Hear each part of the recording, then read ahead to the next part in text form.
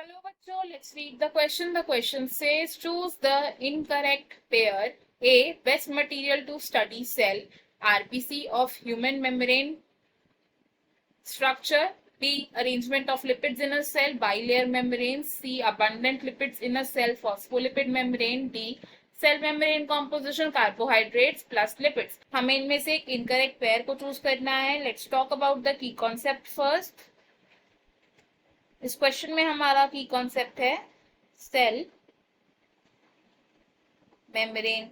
Cell membrane होती है एक selectively permeable membrane. It is selectively permeable membrane which means ये कुछ ही मॉलिक्यूल्स की एंट्री एंड एग्जिट को परमिट करती है. अब ये जो सेल मेम्ब्रेन है ये किससे बनी होती है? It is composed of lipids and proteins. Cell membrane में जो प्राइमरी लिपिड्स हैं they are phospholipids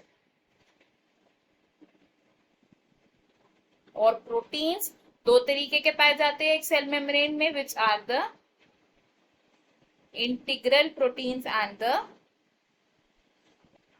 peripheral proteins. जो इंटीग्रल प्रोटीन्स हैं ये एम्बेडेड होते हैं in the cell membrane and peripheral protein surface पर प्रेजेंट होते हैं. अगर एक रफ डायग्राम के थ्रू इनका स्ट्रक्चर देखे तो these are the phospholipid molecules with glycerol head and the fatty acid tail. और इनमें जो हेड है it is hydrophilic in nature which means ये एक्वस एनवायरमेंट की तरफ फेस करता है on both the surfaces. And जो टेल है वो हाइड्रोफोबिक इन नेचर है which means it is protected from the aqueous environment. और ये जो फॉस्फोलिपिड्स हैं ये दो लेयर्स की फॉर्म में अरेंज होते हैं इन दिस मैनर. इसीलिए हम इसको बोलते हैं फॉस्फोलिपिड बाई लेयर. अब इस फॉस्फोलिपिड बाई लेयर में कुछ प्रोटीन मॉलिक्यूल्स प्रेजेंट होते हैं.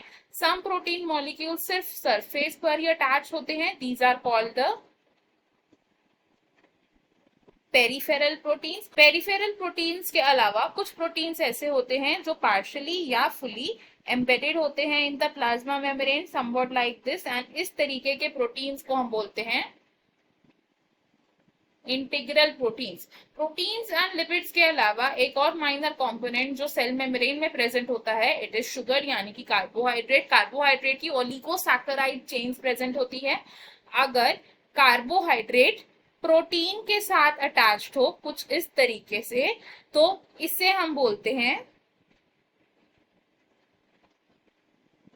ग्लाइकोप्रोटीन. एंड अगर कार्बोहाइड्रेट चेन लिपिड्स के साथ अटैच हो कुछ इस तरीके से then we call it glycolipid.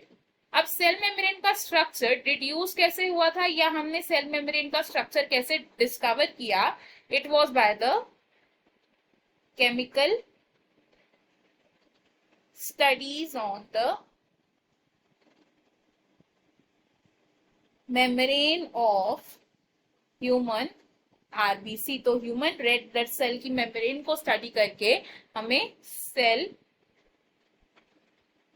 Membrane का स्ट्रक्चर पता चला. अगर हम अपने क्वेश्चन को देखें तो इसमें हमें इनकरेक्ट पेयर को चूज करना है. फर्स्ट स्टेटमेंट हमारा एक करेक्ट पेयर है इसलिए ऑप्शन रॉन्ग हो जाएगा. सेकंड स्टेटमेंट भी करेक्ट है तो ये भी इनकरेक्ट पेयर नहीं है हमारा. थर्ड भी हमारा एक करेक्ट पेयर है तो इसलिए ये भी रॉन्ग ऑप्शन हो जाएगा. फोर्थ हमारा इनकरेक्ट पेयर है तो ये हमारा करेक्ट आंसर हो जाएगा. एंड फोर्थ इनकरेक्ट पेयर क्यों है? बिकॉज सेल मेम्ब्रेन का प्राइमरी कॉम्पोजिशन क्या है? It is lipids and proteins, ना कि lipids and carbohydrates. Carbohydrates minor component form करते हैं एक सेल मेम्ब्रेन का. तो हमारे क्वेश्चन का करेक्ट आंसर ऑप्शन डी हो जाएगा. I hope you have understood it well. Best of luck. Thank you.